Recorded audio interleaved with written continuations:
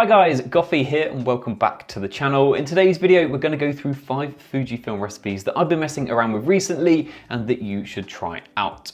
Now for the last few weeks, I've been missing in action a little bit, and that's all because we have moved into a new home. Claire and I now live together, and I've actually got a whole room now for YouTube. You can tell it probably looks a little bit different. It looks very bare. We're still going through the process of moving, so bear with me, but we are now back, and there should be back to kind of weekly videos if all things go to plan. Now in today's video, we're going to go through these 5 recipes, and importantly, I didn't make any of them. So if you like the recipes, I'm going to be sharing the websites and socials of the people that made them. So make sure you reach out and let them know. And with these kinds of videos, lots of people will also ask me, can I use this recipe with this camera or that camera or a different camera? At the end of the day, just give it a go. Like, all of these recipes are going to be made with one certain sensor in mind, but I'm actually going to be showing you examples across 3 different generations of sensor. So now we're actually going to kick this video off with a black and white recipe first, something that I don't typically do, so let's get started. First up then, we have a black and white recipe by a guy called Kevin Mullins. Now, I'm pretty sure I featured Kevin on this channel before, and his recipe, Newspaper, is a high contrast black and white recipe. But importantly for me, I feel like the contrast hasn't gone too extreme that it becomes overkill. Leaving the clarity on 0 definitely helps, and it also doesn't have a really extreme white balance, which adds more contrast. Because of this, I've found that it is actually pretty versatile. In terms of the simulation that it uses Acros yellow. Now when it comes to black and white film photography, yellow is probably the most popular filter.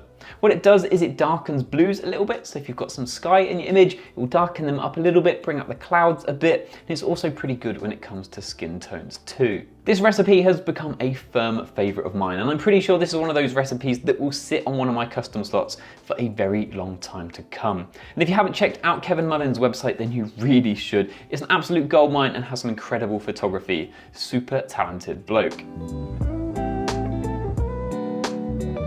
So next up then, we have Fuji Reala Ace. Now this is by a guy called Richie that runs the Fuji Weekly website.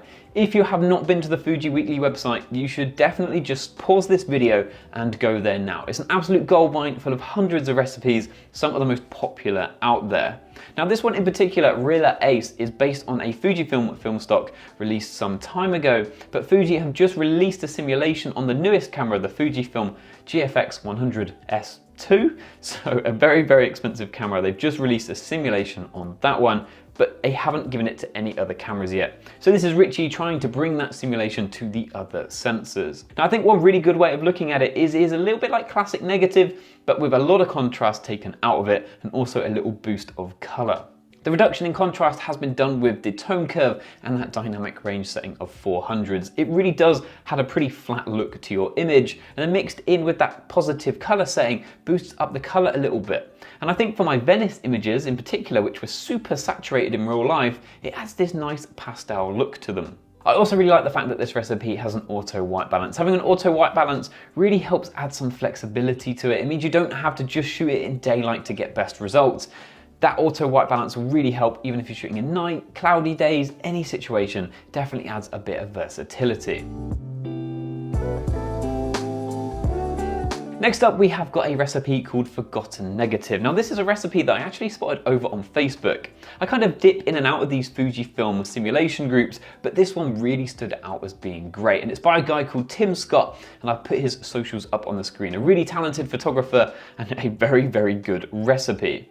Now this one is daylight balance, so this is a recipe that definitely excels in bright sunny conditions, and a lot of his own images you'll see they're taking on the beach in nice sunny days.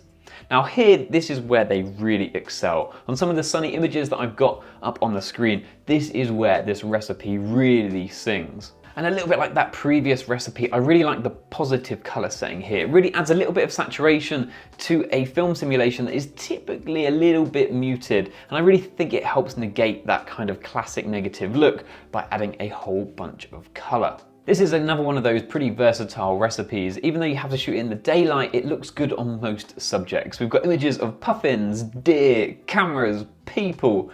It's a pretty wild selection of images I've chosen for today's video because I wanted to give a bit of a feel, not just on like these really good, perfect images that you sometimes see online, but also on just a little bit of everything.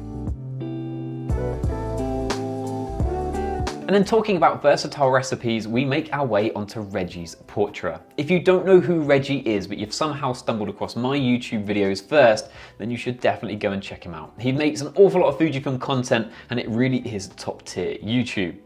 Now his recipe, Portra, doesn't really look anything like the Portra film stock in my opinion. However, it does offer a filmic look, and importantly for me, it is super versatile because it has an auto white balance. That auto white balance means you can use it in just about any situation and get some really good looking images.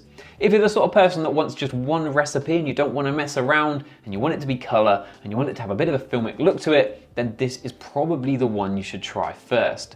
I also really like the fact that this recipe uses classic chrome and not classic negative, meaning that more people can use it because classic negative is only on some of the newer cameras. And then for our fifth recipe, we're going to get to one that I've just seen being used everywhere on Facebook. It's absolutely everywhere, to the point that I felt like I needed to give it a go. Now that recipe is another Fuji Weekly recipe by Richie called Pacific Blues. Now this is a recipe that has been made to emulate somebody that I followed on Instagram for quite a long time called Lucy Locke. Now her Instagram is an absolute goldmine as well, also linked in the description. And I think Richie's recipe does a pretty good job at emulating that look. The recipe does state that you need to overexpose your images, and that is definitely something that I found that you need to do. If you don't overexpose them, they have this kind of dark, grungy look that you really need to overexpose to get out of. It's another one that has a positive color setting, and that positive color really helps bring out some of the kind of beach feels that Lucy Locke's images have in them. And that then is all 5 recipes. But before you go, what we're going to do next is we're going to take these 5 recipes and apply them to the same image and put them next to each other so you can really pick and choose which of these recipes you like the most. So here we have it then, all of them up on the screen at the same time. We've got Kevin Mullins, black and white, we've got the pastel tones of Reala Ace, the warmth of Forgotten Negative, the versatility of Reggies Portra, and then a more grungy filmic look on Pacific Blues. Now for me, 2 of these have been living on my camera. That is Newspaper by Kevin Mullins and Forgotten Negative by Tim Scott. If you know me and the channel, you'll know I have a bit of a soft spot for warmth, and the warmth of that Forgotten Negative recipe is something that I can really get behind. If you put them all up on the screen at the same time, I feel like the thing that stands out for me is just how different they all look. I'd be really interested to know which ones you guys are going to be trying out, so let me know down in the comments. And thank you guys for watching this video. As always, I was not the one that made these recipes, I'm just sharing the ones that I've been using recently. So if you like one of these recipes, please reach out and let that person know just how much you like it, because at the end of the day, it was their hard work in terms of making it. If you've enjoyed this video though guys, please do not forget to like and subscribe. There is plenty more Fujifilm content coming to the channel very, very soon. And apologies for kind of disappearing for a month, but I'm definitely back now that we've settled into our new home. Thank you for watching guys, and I'll see you in the next one. Cheers.